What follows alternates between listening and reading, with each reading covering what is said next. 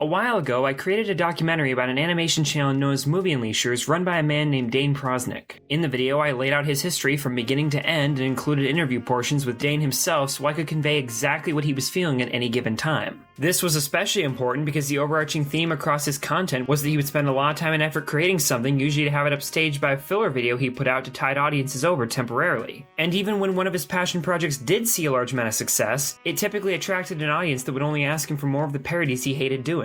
He wasn't happy about this, and that tone carried over in his videos quite a bit through his written jokes and sometimes even his delivery. Isn't this funny right now? Me with a cuphead? Aren't you laughing yet? Are you laughing yet?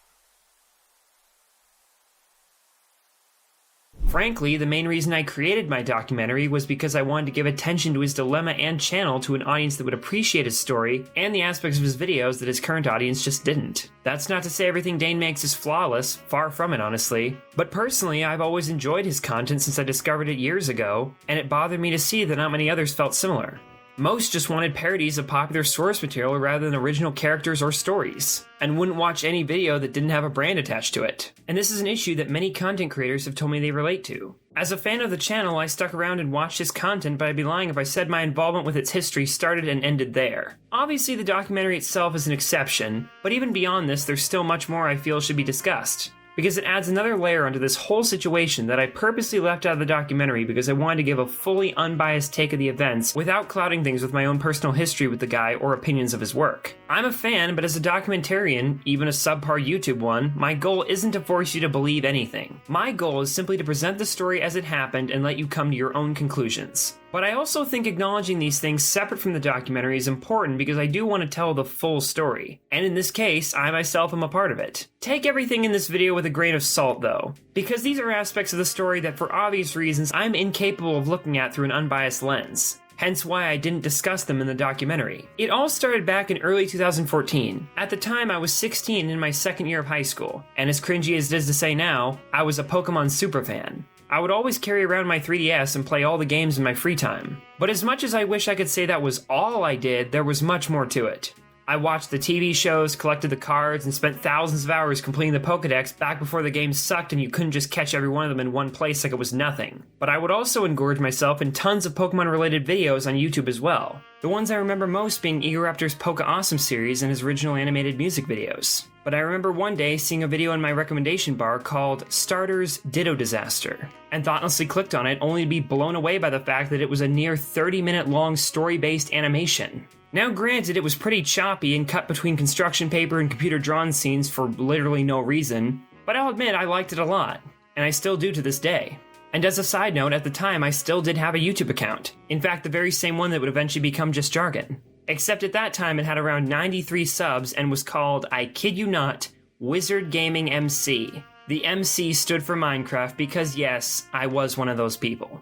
And unfortunately still am. All the channel had on it were Minecraft Let's Plays and minigame videos that I'd do with some of my online friends at the time, though I think I coincidentally stopped making these around the same time I found Dane's content. I watched several more of his videos at the time, though the backlog was fairly small. This was after he'd just released his third Starters episode, but also after the purge of skit-based content from when he was a kid, so he had less than 10 videos posted total. Although, this was after his first surge of popularity with his first Five Nights at Freddy's parody done on a whim between his first and second half of Starters Episode 3. It was because of this video that his others got promoted in the algorithm as well, but as I discussed already in the documentary, this would only degrade his mental state since despite gaining a lot of attention, his ultimate goal of getting an audience for his original series that he had planned to release after the fact seemed to be no longer possible. You know, he's been waiting to do my cartoon for, half of his life. See, these cringy fanfics are getting a little bit old for him at this point. But from that point on, I watched as videos trickled out over the next few years on tons of topics. And with my account, I became a vocal subscriber, and would comment regularly as new videos came up. I would have said I was an active member of the Movieunleashers community, quote-unquote, but there wasn't much of a community to be a part of, so that's not the best way to describe it. This was before Discord, but after forums had died out, so aside from comment sections and maybe Twitter, there wasn't much to be a part of. And I personally never interacted with his other subscribers in the comment section as far as I can remember, so I didn't know about his growing anger with them. What I did notice, however, was the passive-aggressive tone in a lot of the videos, starting with Final Night 2, his Five Nights at Freddy's follow-up video. At the time, I didn't question it too much though, since as far as I knew, there was no context behind any of those remarks. Oh, how wrong I was. Several years passed and not much happened other than the fact that I simply kept watching. And Dane kept posting. I even once hung out with my friend Alex, who you may have seen in my Leafy parody and old Let's Play videos, and watched the 4th Starters episode on his big TV right as it came out. But apparently, unlike most of the other subscribers, I continued watching and checked out each new video and didn't tend to think too much about the brand attached. I didn't watch literally everything, but I wasn't dead set on sticking to Starters exclusively. Around early 2016, he started posting installments of his original series, DDS, or Dragon Dane Shorts. I remember checking them out and enjoying them quite a lot, since at that point I'd been a fan long enough to get most of the meta jokes and references he made in them. It was the same feeling I got watching Max G's Brain Dump series, which came out around the same time and was comparable in its humor. But it was also around this time that I started to consider making YouTube videos again myself, though there were a few holdups. Like I said, I had a friend named Alex who I played Minecraft with in my old 2013 videos, and it was at this time that he and I created my 2016 Leafy parody skit that to this day I still find funny. I mean, it's the cringiest thing in the world, but that's what's so great about it. This was planned as my introduction into YouTube commentary, and I even recorded a Leafy-style video that my computer wasn't powerful enough to render. Yeah, I had that bad of a computer. Maybe I might show it someday, but who knows, probably not. But even if that video had rendered properly and I was able to produce that stuff actively, I probably wouldn't have stuck with that type of content for long because the only reason I wanted to do it in the first place was to have fun with friends. And unfortunately, Alex and I hung out very inconsistently. Plus, by that point, we were seniors in high school, so we probably weren't going to have time to do these things for much longer. I bring this up because it was around the time of Dane having posted his 4th Starters episode that I started following him on Twitter using an old account I'd made alongside my channel in 2013. On Twitter, Dane and I talked often enough to where I started to hope that eventually he'd want to work on projects with me. We weren't friends or anything, but when I first followed him, he had less than 1,000 total followers and almost none of them were active. And those that were tended to carry the same annoying mentality as those in his comment section. Because of this, he and I would talk in replies quite a bit, and this continued for about 2 years. All while I myself was kicking around avenues to do YouTube with friends somehow, since doing it alone defeated the point. What I wanted was to be able to collaboratively work on fun projects with people, even if it wasn't on my channel and didn't have me in the spotlight. So for the next few months, I attempted to get into an arrangement like this. I tried doing Let's Plays with my old online friends and helping them edit the videos for their channels, but that fell through partially because they were hard to reach and also because they didn't want to have me in their content when I myself didn't have an established channel that I intended to post on. I even tried being an editor for this one online friend who had a moderately successful gaming channel, but after I made a rookie mistake on the first video he gave me, this fell through as well. I'd also offered to voice background characters in Dane's work at this time, as cringy as it is to say, but he would brush off these remarks and I don't blame him since we didn't know each other too well, and I was still just a weird fan. However, when the editing arrangement fell through in mid-2017, I'd had enough, and decided to just bite the bullet and make videos on my own in hopes of being able to befriend people later on. So I bought a copy of Premiere Pro and attempted to hone my editing abilities, and by December of 2017, had prepped to return to producing content the very next month. But at this same time, Dane was struggling. After the last Starters episode he made flopped, and with all the comments which by this point were irking him more and more, he decided to cancel the 5th episode, which he'd been making at that time. I stated in my documentary that fans talked him out of it, but what I left out was that I myself was one of them. And in fact, the one Dane himself later stated was the only reason he didn't pull the plug. We chatted in replies, and it basically boiled down to me telling him that he should work with what's there if he'd spent a lot of time already, or just put it on the back burner and take time off of it. Even though I didn't want to see Dane push himself, I knew from updates that the majority of the video had been completed already, and didn't want to see Dane lose months of his life on an abandoned project when he could spend just a little bit more time with what he had and reap the benefits. And for better or worse, he'd go on to take my advice. And after this exchange, Dane started following my Twitter. In January of 2018, I officially started making videos on YouTube again, starting a routine that I would continue to this very day. My videos at the time consisted mostly of random half-finished edits and mini passion projects from the past few years that I wrapped up and released as a form of cathartic completionism, though I planned to make ironic review-style videos when I was done with this. It was also at this time that I changed the channel name to just Jargon, changed the icon to my head, and purged all but a few of my past videos from the gaming days. Though I still had about 90 subs and had actually lost a few from the gaming days by going active again. But doing so apparently got the attention of Dane on Twitter, and it also helped that by that point Dane had just opened up his Patreon, and I myself pledged at one of the lower tiers. To this day, my name is still visible in the credits of his videos that year. For the next few months, things between us went quiet though. We talked regularly in replies, but had yet to DM each other even once. Still, he kept in touch with what I was making on YouTube, and I'd even see him in comments at the time when I had around 90 subs, which was still the case after over 4 months of consistently uploading videos. Although, it was around this time that I posted a really terrible YTP based on Dane's videos that I'd wanted to make for quite a while. Following its release, we started talking more and more and in DMs for the first time, mostly about his animations and YouTube in general. This same month marked the release of his first Baldi's Basics parody video, which saw massive success for him at the time, but only further drew in the comments he hated so much and led to comment after comment of people asking him for more Baldi parodies. Most of our first exchanges in DMs were about this, which was helpful since by that point I'd already decided to make my documentary on him, even back then. Like I said, I was always planning on making commentary/documentary based content eventually, so when I started I wrote a list of all the topics I wanted to cover for one reason or another, and one of the very first ever was the documentary on Dane. Especially because, as time passed, he would often let slip his feelings towards a vocal portion of his audience. Even though by that point I did have all the information I needed, I still wanted to wait till I was big enough to discuss his story and have an audience that would see it. But at the time, I was skeptical if I would ever reach this point at all.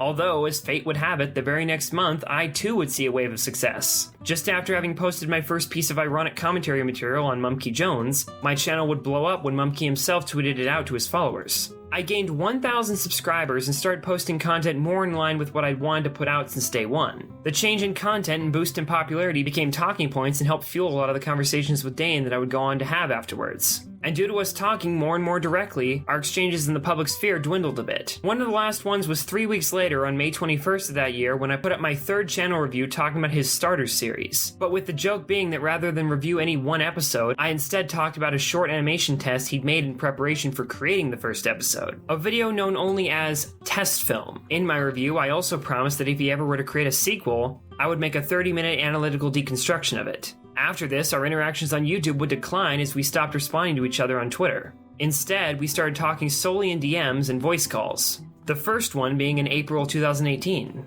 Over the next 2 years, we'd become very close friends, and would have tons of late-night Discord conversations about all kinds of topics, some of which were even recorded in case we decided to make videos out of them, but most have never seen the light of day. Take this one, for instance, where we analyze a JonTron joke for no reason. Okay, spacewalking with JonTron. There's so many layers to this joke.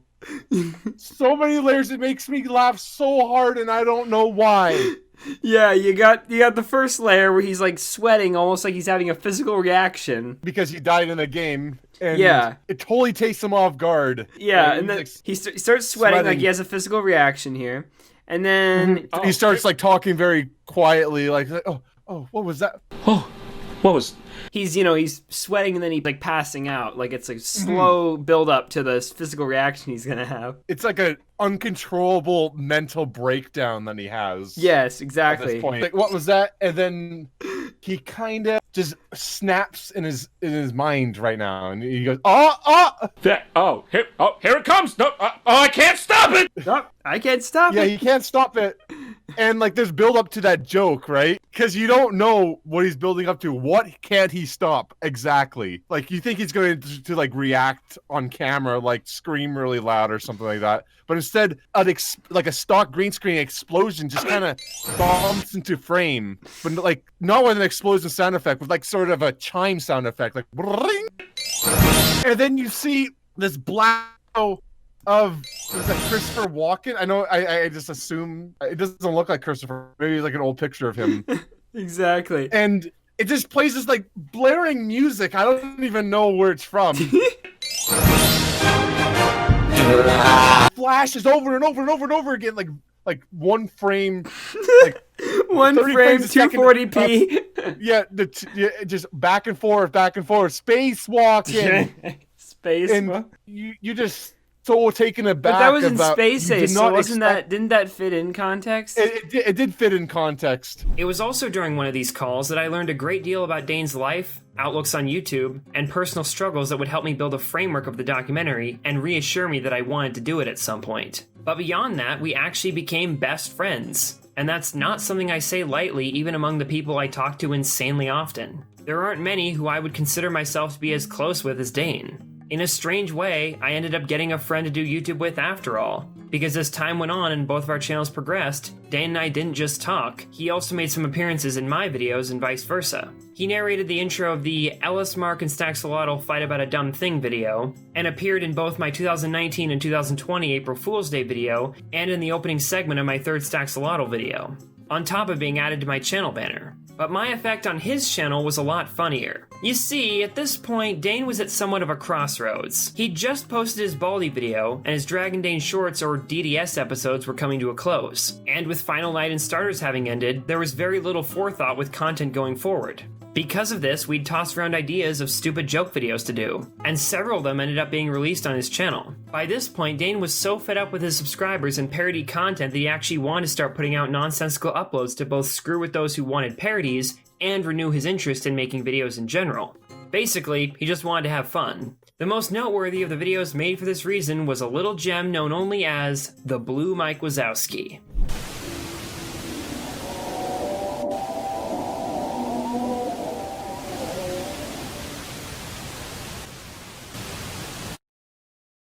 I'm the Blue Mike Wazowski. Welcome to my rant video.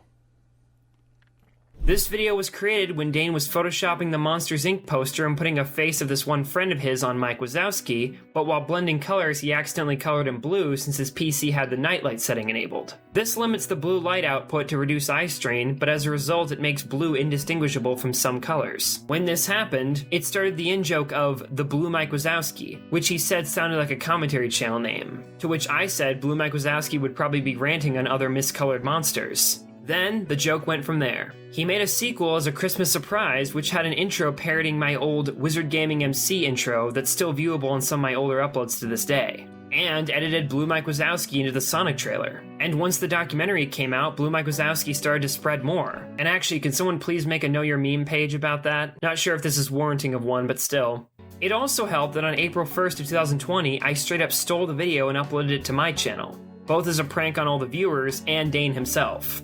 And now, we're even teaming up and creating a segment for Monsters Inc. Retold with a similar style. Although, there were a lot more in-jokes than this. Around early to mid-2019, Dane and I started getting fixated on a little video called Minecraft with Gadget. If you're unfamiliar, this is a video created by Mike Matei on the channel Cinemassacre in 2011. The same channel that houses James Rolfe's Angry Video Game Nerd series. It was made during James's hiatus as he was creating the Angry Video Game Nerd movie, and his co-host Mike Matei was filling in for him on the channel. The video in question was a review of Minecraft which featured Inspector Gadget for seemingly no reason. The review, however, was universally panned and Mike deleted it shortly after, but many found it to be ironically enjoyable. Dane and I, of course, were among these people. So much so that on April Fool's Day 2019, Dane created a segment of video dedicated to parodying it.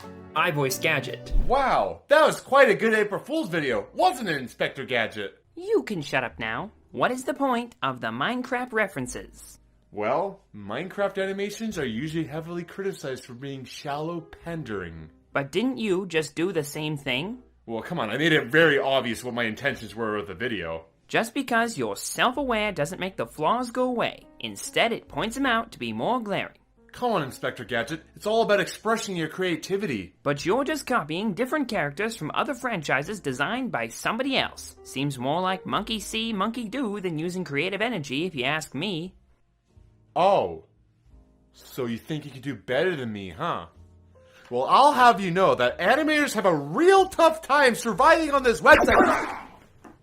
I told you to shut up. At the same time, Dane lent me the Inspector Gadget skills and background for me to make my own April Fool's Day video called YouTube with Gadget. Dane would then go on to create a Toy Story 4 parody and had me voice Forky, but for no reason at all, I jokingly said that I should read the lines like Gadget, and we both thought it'd be funny, so that's exactly what we did. Buzz, I think it's time to show you Bonnie's new toy. She made him herself.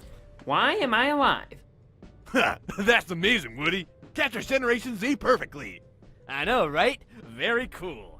I do not want to be immortal. Dane made one more Minecraft with Gadget related video, which was his normal Minecraft animation. It was also around this time that Dane started kicking around the idea of making a new Starters episode simply for the fun of it. With Rare Candy, the previous episode, Dane later told me that despite going forward with completing it after being convinced to do so by me, he'd cut nearly 1/3 of the story to get it over with. For those curious, originally the main villain Sylveon was going to have a distinguished backstory to solidify his motives. He wanted to evolve into a Flareon, but became a Sylveon by mistake, and wanted Mudkip to switch his element with Finnegan's to become one. If you've seen this episode and Typomaniac, you'd know that this would have been a much more fluid progression of events. However, due to Dane's burnout, he'd opted not to go this route. But given how long it had been since this point, he was more than ready to create another episode, and because he wanted to, rather than because his subscribers asked him directly. In fact, I even suggested that he release a director's cut of Rare Candy once this next episode was done, if he was short of potential projects. Then, while writing the new episode called Wild Oranberries, he and I had another late-night conversation where the two of us discussed the ending. He was in the final stages of writing and was simply asking for a second opinion on a few things, but as the talk went on, it turned into something else. Eventually, we decided to make the entire ending into a joke and have it be as crazy as possible. Considering this would most likely be the last Starters episode, he and I wanted to come up with an idea for something insane to cap off the series that wouldn't necessarily have to be touched on again. That being the robot twist. In the last few minutes, it's revealed that Turtwig, the focus of this episode, was actually a robot the whole time.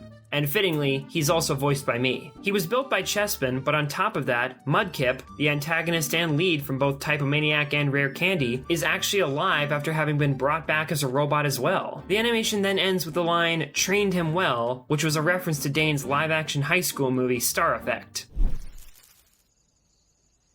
Hey, how you doing, little buddy? You okay? Oh, wait.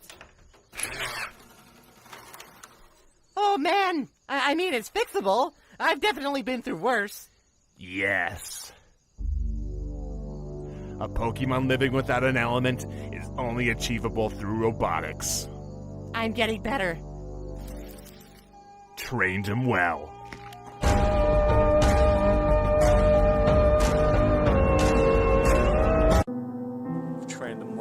The ending of this animation was a blend of his and my ideas, with the finishing line being mine, in fact. But this wasn't the first time he'd done something like this, since the ending of the second Starters episode, Lavender Town, was also an odd cliffhanger, which Dane admits was only done because he didn't know how to end it. Just be happy you're alive. Yeah. And not cursed. Huh?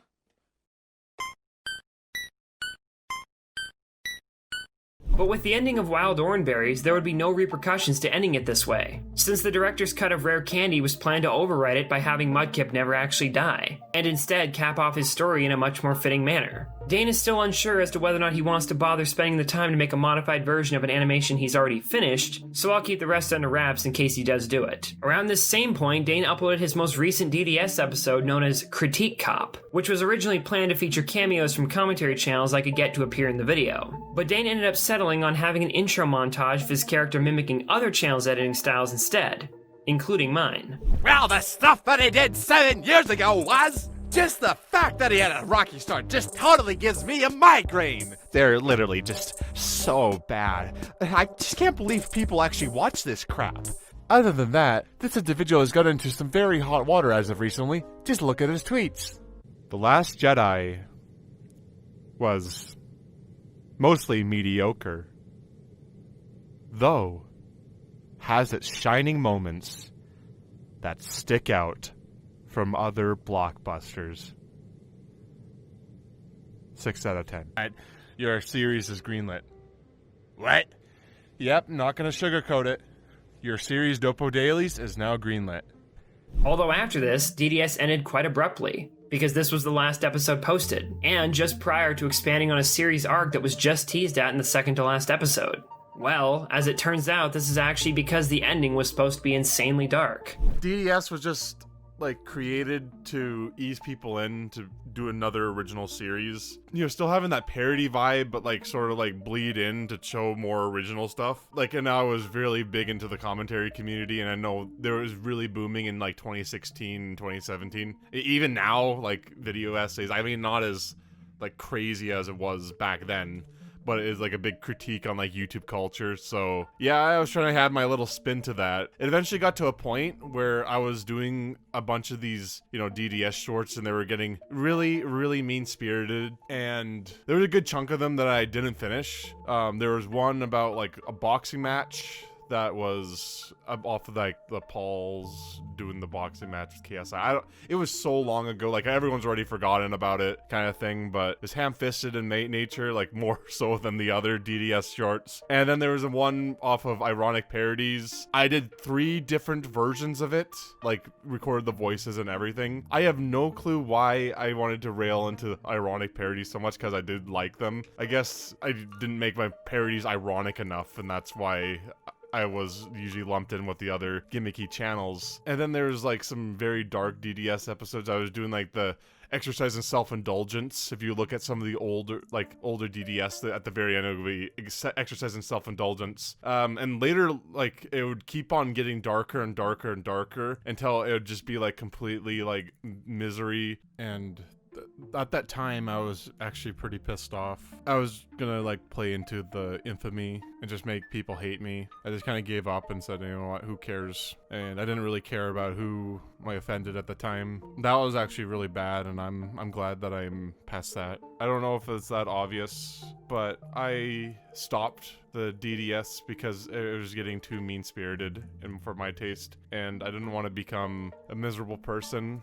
Jargon thankfully was starting to talk to me during that time, so I definitely calmed down a lot. I was pretty alone. I didn't really have too many like friends to talk to. I basically did have a friend that I would just vent to. Yeah, the YouTube's landscape was just making me so bitter and like a horrible person. And I do want to do more DDS stuff, or like even more original stuff, but I wouldn't want to take the mean-spiritedness to the level that I was originally going to go. From this point on, things continued in the same general trajectory as when they'd started. Dane continued to post sparsely at a lessening rate, my channel continued to grow slowly but surely, and our friendship only grew stronger until we were talking almost every day and planning all kinds of projects in the far future, while I exclusively began piecing together information for the documentary. Going forward, we created 2 filler videos for his channel that were tier lists and made from our spur-of-the-moment recordings from Discord calls. These were the first 2 that were directly adapted into videos. One of them is still in the editing phase, but the other was released as the DreamWorks tier list video. And in August of 2019, I even flew to Dane's house where we hung out for a few days and filmed a few embarrassing live-action videos that may never get released. They suck, were horrible at telling jokes, and they hurt me to look at, and it was the happiest week of my life. I know it may sound sappy and probably pretty gay to say, but my dreams have kind of come true. After over 8 years of trying to make a social activity out of creating videos, it finally worked. I finally had someone who stuck around, someone who actually shared a passion for the same hobby, and who wanted to do it with me on a consistent basis. Believe it or not, that's all I've ever wanted. One of my most popular videos is called The Markiplier Mentality. And the main message of it is that you should make YouTube videos because it's fun and expect to get nowhere, because most people do.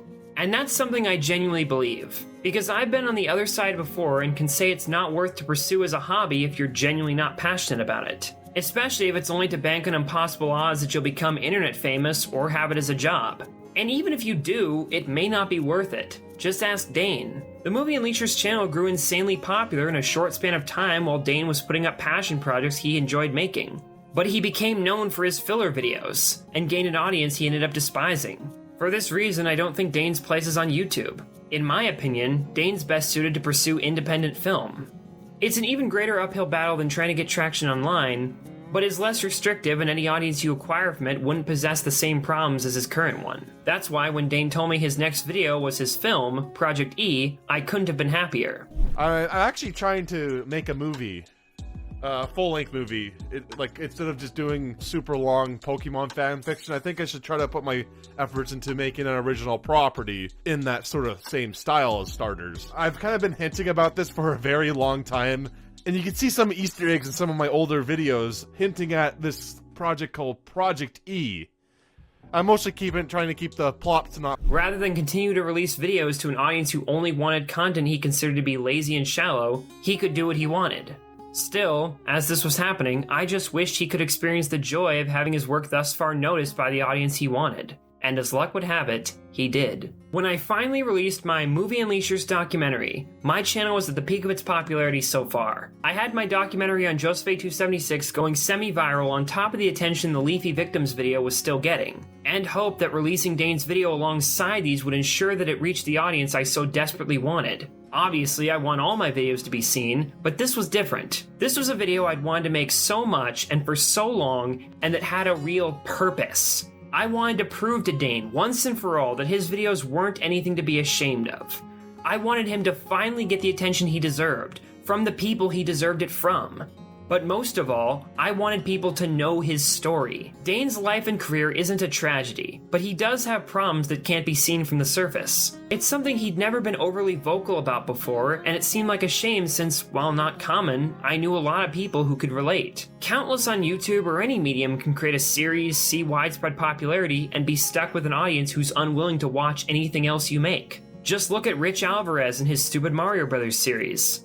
Or Film Cow with their Llamas with Hats and Charlie the Unicorn series. In fact, while checking this channel up, I happened to run into them while a stream was going, which had 163 viewers on a channel with 1.7 million subscribers. Dane was very similar, but unlike the channels I just mentioned, his was also stigmatized because of his art style and parody-based content. So even those who did find him would often just disregard his channel anyway. But then, when I released my documentary, that changed. The video blew up and became my second most popular video to the surprise of both Dane and myself. But regardless, the video's effect was insane. Dane's subscriber growth had been non-existent or negative for the past 7 months, but following the release of that video, he grew from 316,000 to 347,000, and went up almost 1,300 Twitter followers. But this time, they weren't just watching the parodies. Alright, so the attention that I got from the documentary, when Jargon was saying he wanted to make a video off of me, I didn't want him to do it. And I expected just to give him the audio questions, and I didn't even prepare myself to, like, speak properly. Yeah, I just said this won't get any views kind of thing, because my stuff is not, like, looked good at. Like, nobody really looks at my stuff really that positively. My stuff is usually the bottom of the barrel when it comes to animation, and it's surprising. Like, Jargon's video was really nice and kind, and I was really thankful for that. I was just thinking that it wouldn't really, like, no one would care about the story, but yeah, surprisingly, like, a lot of people showed a lot of support, and and I got, like, tons of fan art. Like, I couldn't believe how much I got flooded with it. Like, I'm at loss of words, and I tried to like, give everyone a unique reply, and everyone's like, you just get automated replies, and I'm like, dude, I'm getting so much fan art, I just feel so thankful for it. Yeah, and people were checking out the other older stuff, like my good videos, or yeah, some of the starters were getting more views, although the big peak was my bad videos again for some reason. But, like, yeah, more of my old stuff was being looked at, so I'm very thankful for that. At first, I was really overwhelmed by all the attention, because, you know, I didn't expect that, because I've already moved away from YouTube, and now there's a bunch of people wanting to see more stuff from me, and I do want to do more artwork. I don't know if I'll do big view-driven things or, like, super long story-driven stuff, unless I, like, put into, like, just, like, shorter stuff on the internet. And if I did do, like, big viewer-shipped ones, it would just be to fund some of the, like, the more passion projects, which that's what I really originally wanted to do, but that doesn't really mesh well, because the more popular videos are what you're going to be most known for, and there comes the ego and insecurity with that, so that hurts. It's like a constant struggle with that, and I don't want to seem like, you know, just doing this thing for the money. I don't know what I'll do. I'll try doing some YouTube stuff. It's just going to be very infrequent. I mean, it's been infrequent for a while, but yeah, it's just not going to be, like, a big focus. And it's actually helped a lot of my mental health not focusing on this thing, because it really did wreck me for a while. I was too young when I got popular. And that, in a lot of ways, was Dane's last hurrah on YouTube. He's still uploading today, but with the movie on the way and no other avenues to gain the subscriber base he's looking for, Dane may back away from YouTube to some degree, and had been doing so already for quite some time. Once the documentary premiered, he posted his first DDS episode in 10 months, giving an update about the channel and movie. But the documentary would only grow more and more popular from the point it was posted. As we saw this, we decided to each put up a video containing the other on our channels. These two videos being the PewDiePie Shoutout Winners recap video on my channel, and the Movieunleashers tier list on Dane's. And funnily enough, in it, he says his full-length movie is going to be unofficially called Test Film 2. So I guess I'm going to have to honor my promise of doing a 30-minute deconstruction of a furry movie. Yay!